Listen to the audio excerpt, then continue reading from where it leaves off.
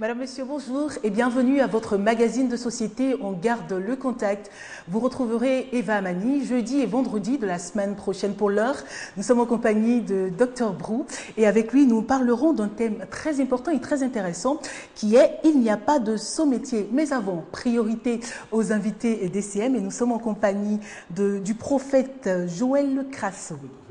Bonjour prophète. Bonjour. Alors vous êtes là pour nous parler d'un programme de prière et le thème c'est l'importance de la consécration.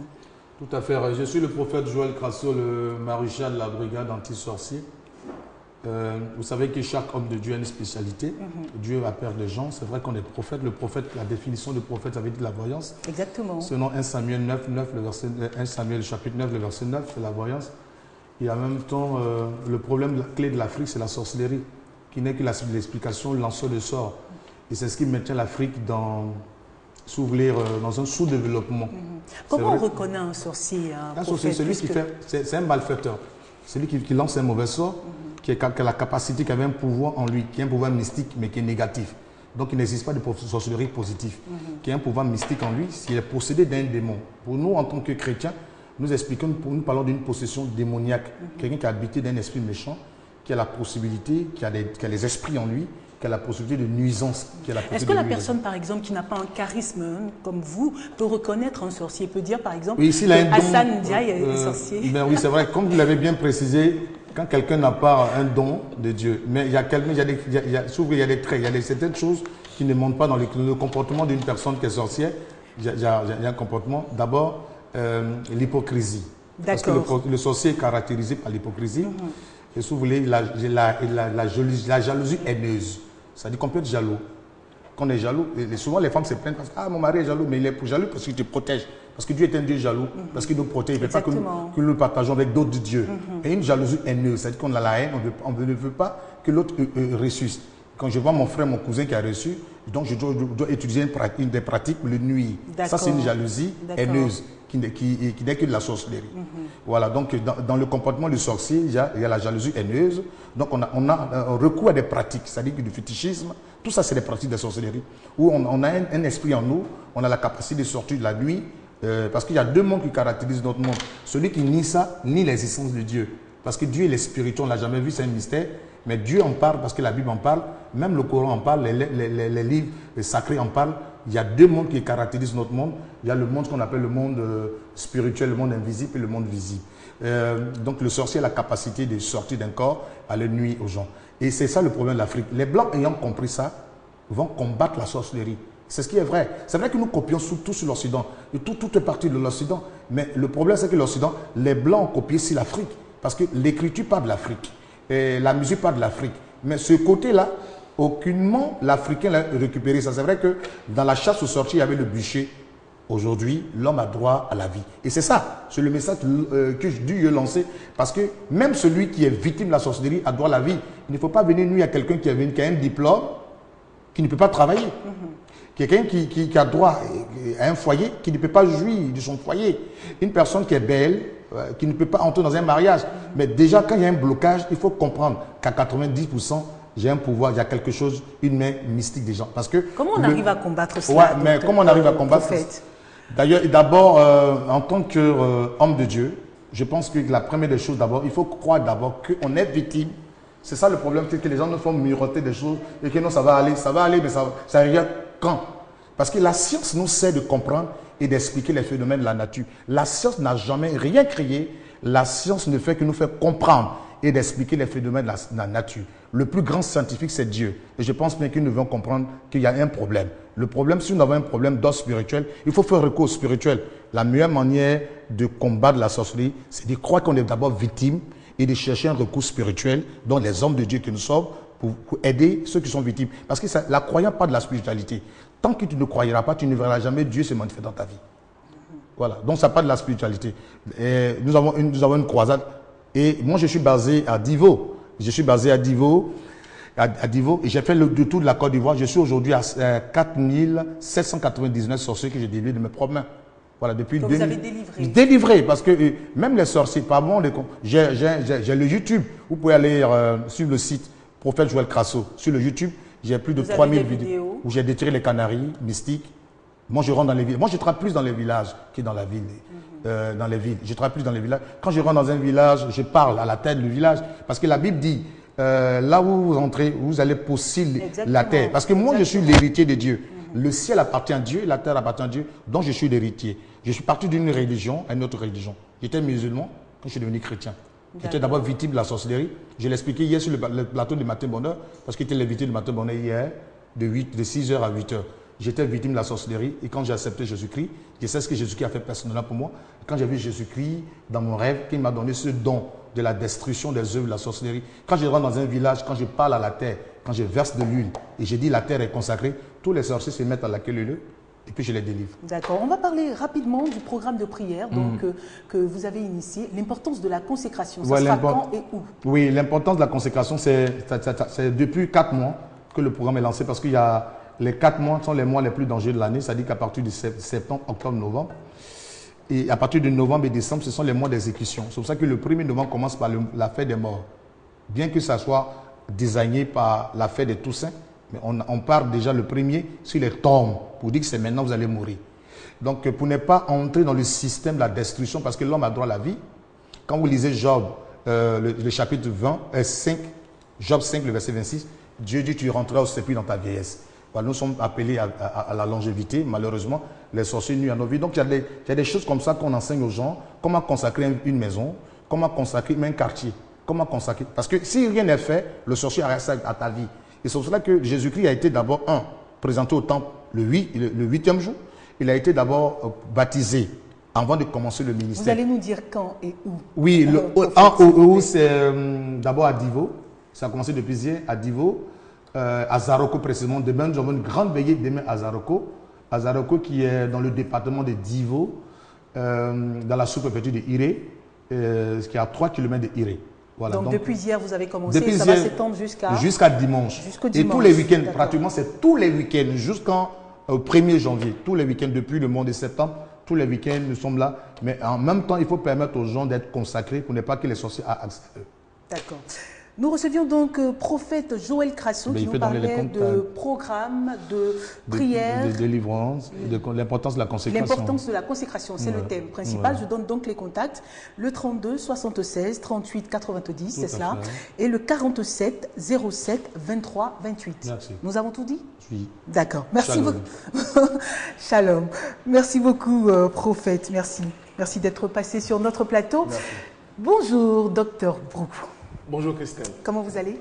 Ben ça va. Vous êtes content d'être avec moi? Oui, on a quand même travaillé par le passé au moins une fois ensemble, donc ça me fait plaisir. Bon, d'accord. On se salue dans les couloirs de... Exactement. Voilà.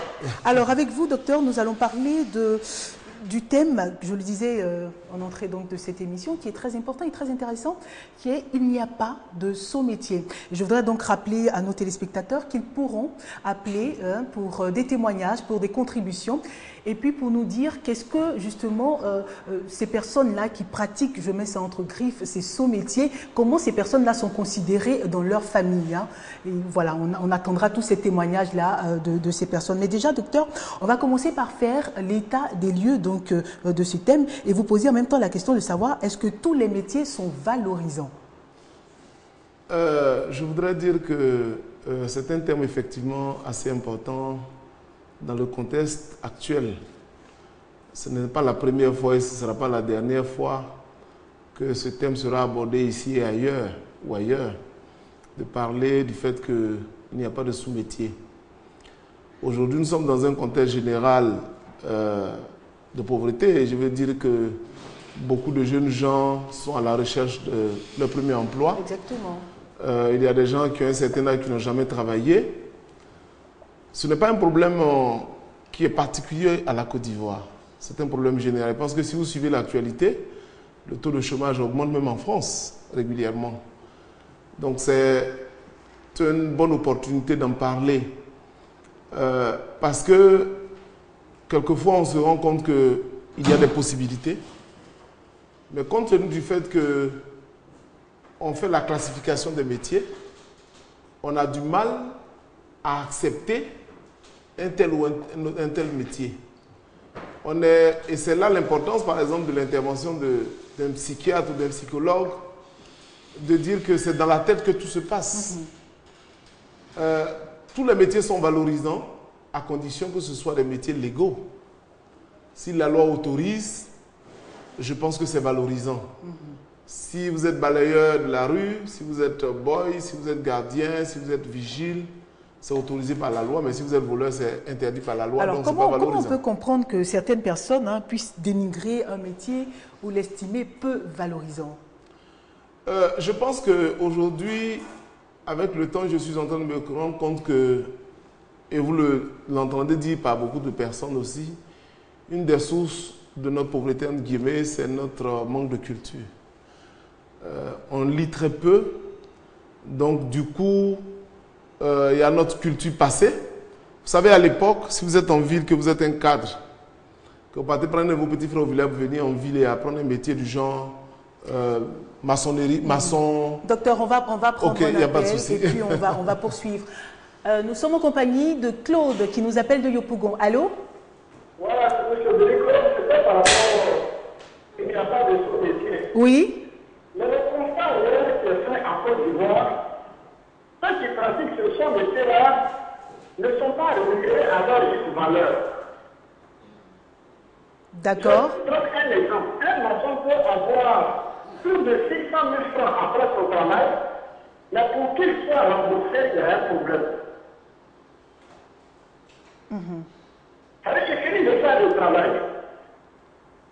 Soit il a construit ta maison, tout le tour, vous êtes entendu sur 500 000, tu as eu une avance de 200 000 francs à lui donner, mais le reste, une fois il finit la maison, il va courir derrière toi comme lui, c'est comme si tu lui demandais pardon pour te rembourser son argent. Donc le problème même en Côte d'Ivoire, c'est ça. Qui peut s'occuper de nous qui faisons le petit métier à rentrer en possession de notre argent? D'accord. Monsieur Claude, merci beaucoup pour votre contribution. Alors lui, il parle plutôt de rémunération. Oui, il parle en fait du fait que les gens les utilisent et qu'ils ne payent pas. Ça, c'est pas un problème qui est dû au fait de métier. Ça, c'est l'Ivoirien en général. Il semble que les Ivoiriens n'aiment pas rembourser le crédit. Il semble que les Ivoiriens ne remboursent pas les dettes. Quand ils prennent les dettes, quelqu'un te voit et dit je suis serré, prête-moi 20 000 francs, tu donnes demain, puis après il disparaît. Ça, c'est pas un problème, c'est pas lié à notre métier. Parce que même des grands cadres ou quoi, ça se passe, on vient, on dit donne-moi telle somme. C'est pour ça que le meilleur endroit pour prendre les crédits, c'est la banque. Parce que quand tu prends la banque, on te coupe directement, il n'y a pas de débat. Mais les crédits entre personnes, ça a toujours posé des problèmes. Donc, je ne pense pas que ce soit lié au métier. Je voudrais, avant que vous ne continuiez, donc rappeler aux téléspectateurs qui peuvent nous appeler pour des témoignages et puis également pour des contributions comme l'a fait monsieur qui vient de nous appeler tout à l'heure, et puis nous dire éventuellement comment leurs différents métiers sont perçus dans leur famille. Est-ce que ces personnes-là arrivent à prendre des décisions dans les familles aussi? On va en parler tout à l'heure, mais on revient à la question, docteur. On ne va pas se presser, on a 1 heure. On a 1 heure. Alors, on était sur comment comprendre que certaines personnes puissent dénigrer certains métiers ou trouver certains métiers peu valorisants. C'est ce que je dis, c'est notre culture. J'ai parcouru un livre de M. Koué, qui a écrit beaucoup de livres en matière d'économie très simplifiée et qui fait un peu l'historique du fait que les Ivoiriens ont délaissé ce qu'on appelle les petits métiers. Mais ça a son origine lointaine dans notre colonisation. Vous savez, vous partez au village, on ne vous respecte que quand on dit que vous travaillez dans un bureau. Quand vous partez dire à quelqu'un, il faut venir apprendre le travail de menuiserie, j'en parlais tout à l'heure, on dit oui, toi tu es assis au bureau et puis tu veux que je sois au soleil. Exactement. Quelquefois, il y a même des cadres qui se plient en quatre, se saignent, ils se privent, ils envoient de l'argent peut-être au village ou s'ils sont à l'extérieur au pays pour faire des réalisations. Les gens étudient, disent oui, il est en ville. Il a plein d'argent, il ne sait pas ce qu'il faut faire. Donc, nous, il veut que nous, on aille en brousse. Oui, on aille travailler dans ces Mais c'est un problème culturel, c'est un problème de mentalité.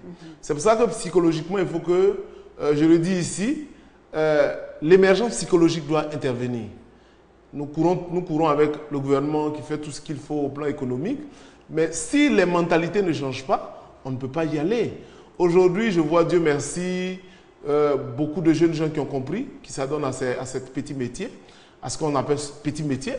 Mais ce que les gens ne comprennent pas, c'est que beaucoup de personnes sont devenues extrêmement riches à partir de ces petits métiers. Exactement. Allez parcourir la vie du doyen Sikan, ex-député de Diabo, dans le livre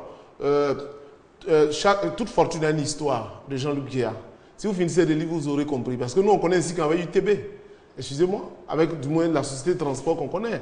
On connaît bien ici dans le transport. Dans le transport. Mais il a une histoire.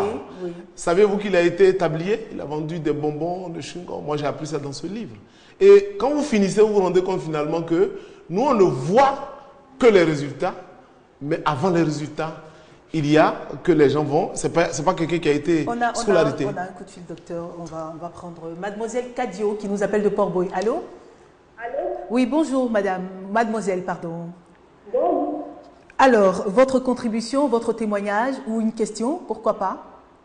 Ok, je peux apporter ma contribution. Si on veut de la avec le théâtre, si on ne peut pas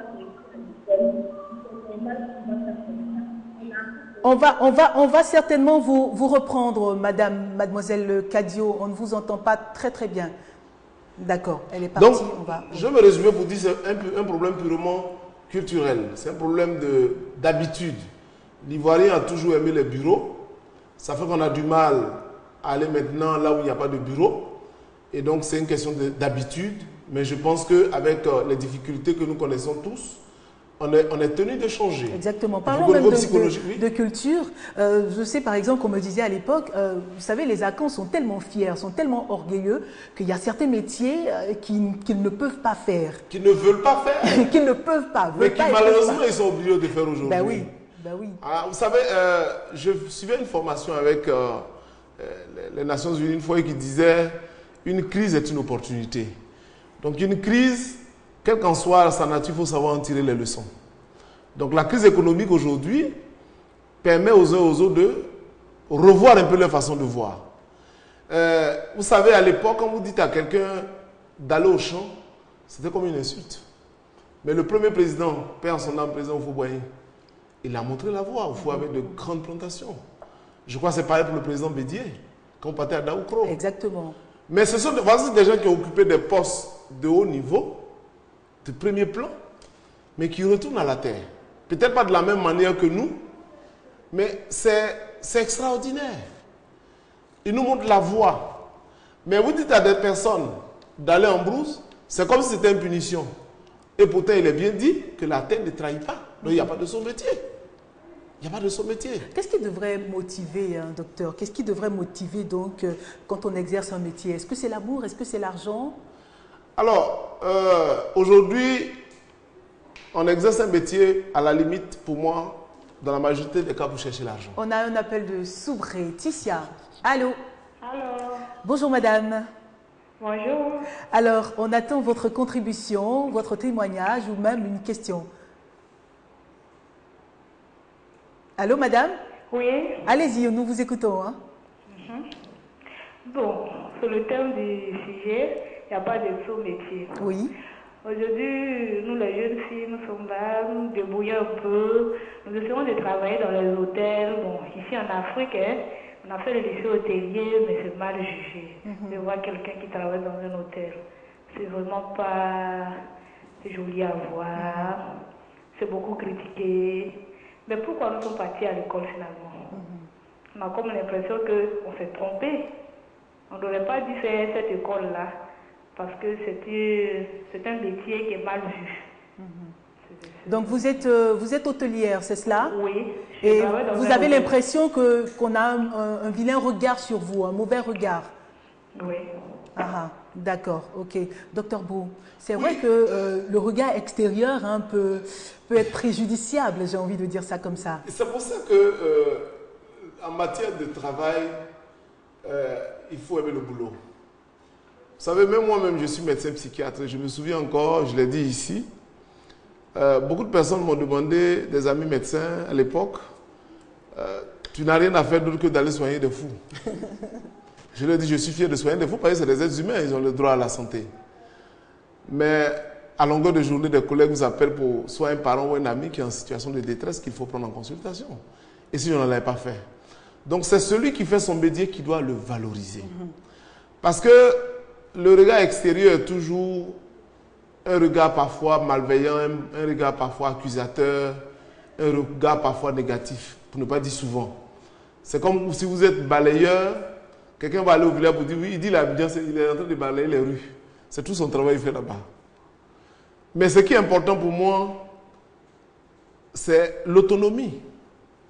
Il faut parvenir à l'autonomie. Si vous balayez la route que vous ne voulez pas et que vous pouvez acheter vos dessous, excusez-moi, parce que c'est les trucs élémentaires, que vous pouvez vous nourrir à votre faim, que vous pouvez avoir une maison qui vous convienne en fonction de vos moyens, etc., etc., je pense que c'est plus honorable que chaque jour ou à la fin du mois, et je le dis souvent pour rire, les gens qui ne travaillent pas, qui ne sont pas salariés, connaissent beaucoup plus les dates de virement que ceux-mêmes qui travaillent. Donc ils t'appellent pour dire, mais on a fait le virement hier, là, j'ai un problème. Toi, tu n'es même pas au courant qu'on a fait ton virement. Au lieu de faire ça pour... Allô? On va prendre monsieur Ok, on y va. Monsieur Conan, allô? Allô, Bonjour, monsieur Conan. Bonjour. Alors, nous attendons votre contribution. Moi, je vais apporter ma contribution à l'émission. Allô? Oui, nous vous entendons, monsieur Conan. Je disais qu'au fait de cette histoire de ce métier, c'est une question d'état d'esprit en fait. Au fait, les gens, ils comprennent une chose. C'est-à-dire que quand on leur dit une activité, moi je suis enseignant de formation, j'ai des étudiants en année d'ingénieur. Je leur dis, bon, est-ce qu'il y a quelqu'un parmi vous qui est très bien fait de l'agriculture? Ils n'en veulent pas parce qu'ils trouvent que c'est un métier qui est salissant. Salissant, oui. Je suis parvenu à leur démontrer que sur un hectare de produits maraîchers, vous mettez 90 tonnes. Et il y a des périodes de l'année où les kilogrammes de tomates, par exemple, c'est de 500. Ce qui veut dire que tout ça se calcule tout de suite. Vous gagnez plus que même un fonctionnaire qui se trouve Tout à fait. Donc, Tout à fait. le son métier n'existe que dans la tête. Et là où l'argent se trouve, c'est là-bas la honte. La honte et l'argent cohabitent. Donc, l'Ivoirien n'est pas parvenu à comprendre cette éventualité, on ne peut pas avancer. Oui. Je ne sais pas ce que les gens font du regard des autres. Je ne sais pas ce que les gens font du regard des autres. Oui. Moi, je fais ce que j'ai à faire et je me préoccupe de moi, ce que je veux, bien avoir cette une question d'objectif. Tout à fait. Voilà. Tout à Sinon, fait. dire qu'un métier est tout, ce serait péjoratif peut-être, mais ça n'a pas de sens. Ça n'a pas de sens. Merci beaucoup Moi, pour voilà, votre... Oui. je vais donner peut-être un autre exemple encore. Rapidement, allons-y, allons-y. Un autre exemple, moi, quand je suis sorti de l'université avec la on arrivait à Bunon.